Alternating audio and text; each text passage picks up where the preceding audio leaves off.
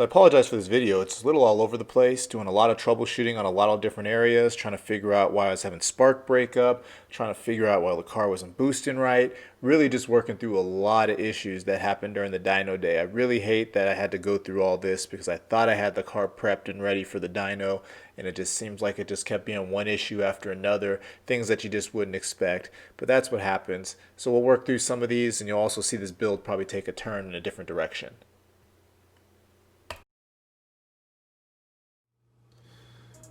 So I'm working through the SC trying to figure out why I'm getting this whole spark blowout. And the only thing I can really point to is these coils. So I pulled one of the coils out and make sure I didn't get them mixed up. This is the eBay one. And then these are the ones I ended up getting from AutoZone. And I can already see a couple key differences. You know, the color of the boots are different. Also too, if you look here, this one has some weird number here on the side. This one does not, but it has this long serial number down here. And then one thing I find really, really odd is this guy, the eBay one, is considerably lighter than this one. So I wonder if they just don't have as good of materials inside of this one. Because this is the only thing I can really point to, because everything else is pretty much on point and what it should be. This is the only thing I really kind of cheaped out on the ignition system, and I can see why it's paying me back. Because at about 5,000, 5,500 RPM, I'm getting that spark blowout, and I'm using the exact same spark plugs I'm using on the Celica, but I have OEM coils there.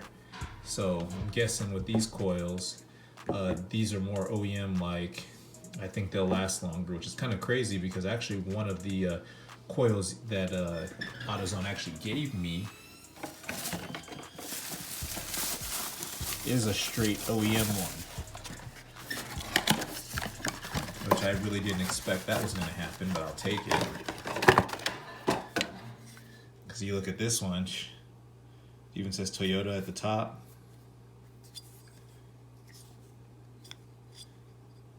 So I'm pretty stoked about this one.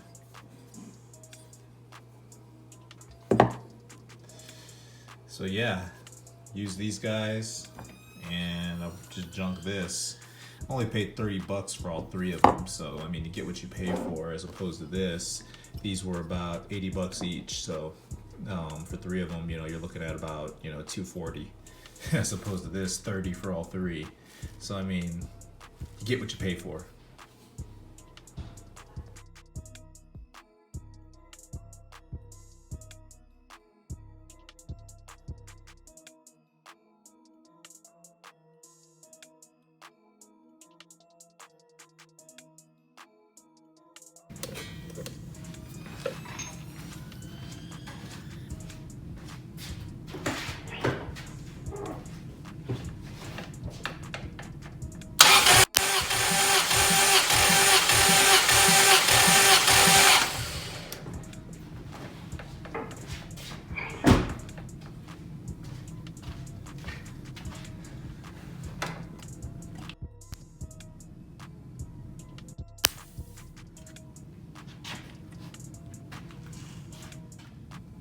So I just finished compression testing the motor. Everything's pretty healthy. You can see I'm doing cylinder number 2 a second time. Ended up doing that just because the numbers came out a little weird. I reran it and they came out fine. They're all within about 10 to 15 PSI of each other. So that's good. That tells me the motor is healthy. All the pistons are pretty much right around where they need to be, so I'm pretty happy about that. Also, I pulled out these copper spark plugs. These are the NGK, BRK, I can't really get a good view of them. BKRZE, so I pulled those out. I'm gonna go ahead and put these iridiums in. This should fix my spark blowout issue with those coils, and I should be all set to go. All right guys, so change of plans. So come to find out, my problem is I've got a boost leak, and that's why this spring on this wastegate down there is only boosting to 4 or 5 PSI. It's doing exactly the same thing it was doing on the with the knockoff HKS I got sitting over here.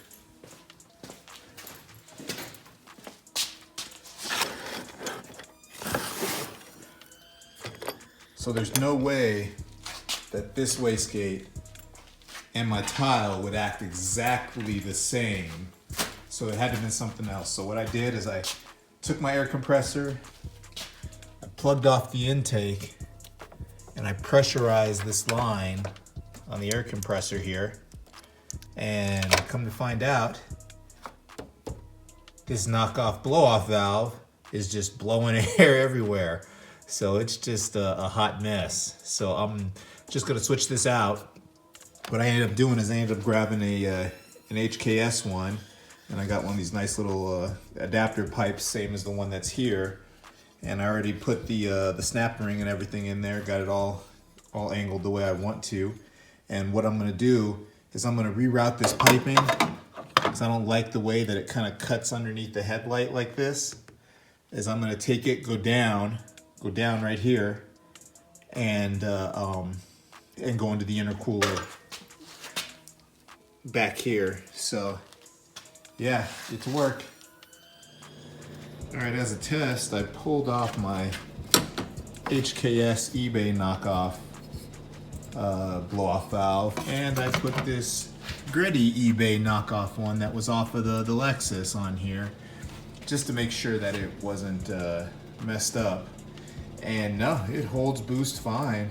I've got the screw in pretty tight, so I could actually hear the chirp of it sending a boost back into the turbo, which isn't that great. So I think I'm gonna back it out a little bit and mess around with it. I'm not gonna run this blow-off valve. I'm testing it out because I think I'm probably just gonna put it back up and sell it and get rid of it.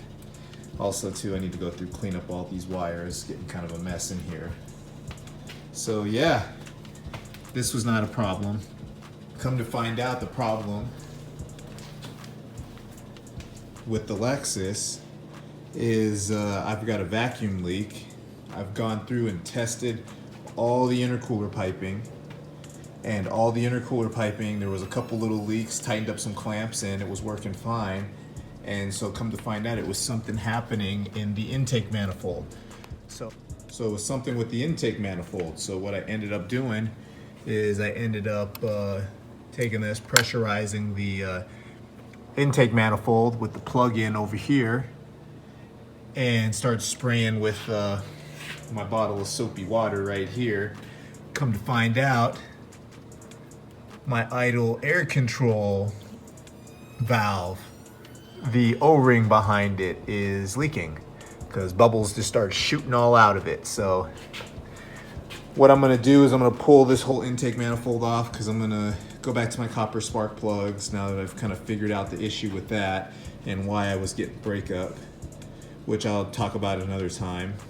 And then I'm gonna go through, order all new gaskets for just pretty much from here up to the throttle body, and redo all of them so that there's nothing in there that could be causing a leak, because all the other gaskets from here on down into the intake, into the cylinder head, are actually all been replaced and are torqued to spec. All right, so I've been chasing down boost leaks on this car, and I think I found the last one. I had replaced the seal on the idle air control valve because there was a boost leak there. But then I'm also seeing there's another boost leak behind here, which I believe is the shaft seal. So what I'm gonna have to do is I'm gonna have to go through, take out the throttle plate, and take all these accessories off. This all right here, and be able to pull everything apart, get to that seal.